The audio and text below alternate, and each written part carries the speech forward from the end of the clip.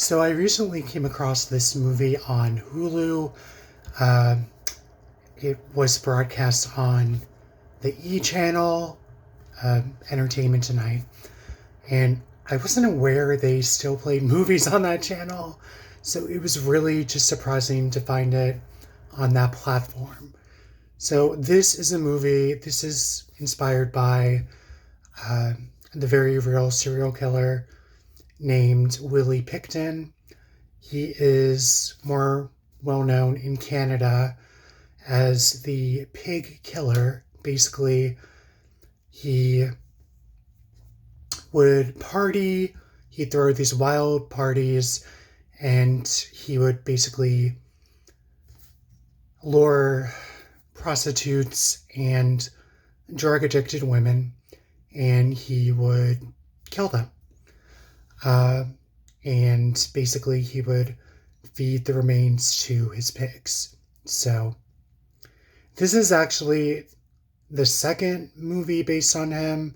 Another movie was made in 2022 called Pig Killer. This movie has, bits and pieces of the truth. Um, the character lives on a farm and, butchers different meats and whatnot, and does have some help with the murders. And there was one victim who I believe was able to escape and run away. But it was also referenced on an episode of Criminal Minds, a similar storyline. This movie was interesting. I thought it would be more of like a slasher movie, exploitation. And don't get me wrong, it does have gore, but it really feels more of like a TV movie drama. You have a sort of wary woman who works for the well, she doesn't work for the police. She helps the police because she's a social worker.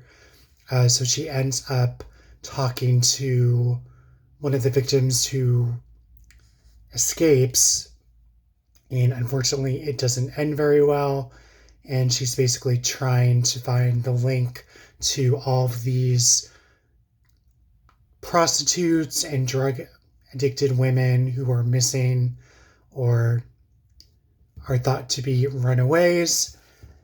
And of course, she doesn't get a whole lot of support, and you do get some behind the scenes of the different policemen and workers as well, which feels kind of secondary to the main plot. I guess I was trying to flesh out all the characters. But like I said, there's blood in this movie. It's really not a slasher. You do get some gore here and there, but it's not over the top gory. Some of it is off screen, some of it is implied. And I feel like they really could have gone over the top with it and made it more exploitive, but I guess they decided not to.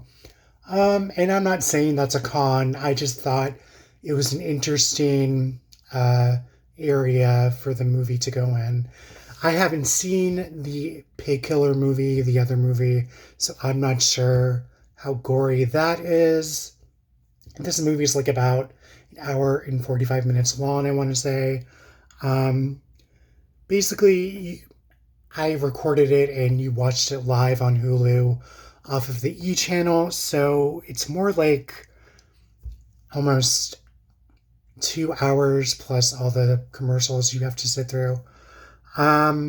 So just bear that in mind if you decide to look this up on Hulu in the States. I thought the character inspired by Willie Pickton was interesting. He's surprisingly a wealthy man, but he prefers to live in a modest, like ranch-style house with a farm and pigs and whatnot. And, dresses very sloppy and down. Not a lot of basic hygiene, and a character that he interacts with says, you got all this money.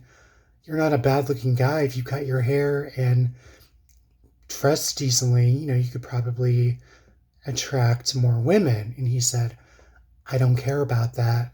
I like to dress up like this and live like this. Um, so just an interesting reaction. And uh, it's a very sad case that so many women went missing and were probably victims of Picton and just the unseemly aspects of this, of him killing them and probably feeding the remains to his pigs. Um, so give this one a watch and let me know what you guys think. And if you've watched the Pig Killer movie with Jake Busey, I'm interested in that too.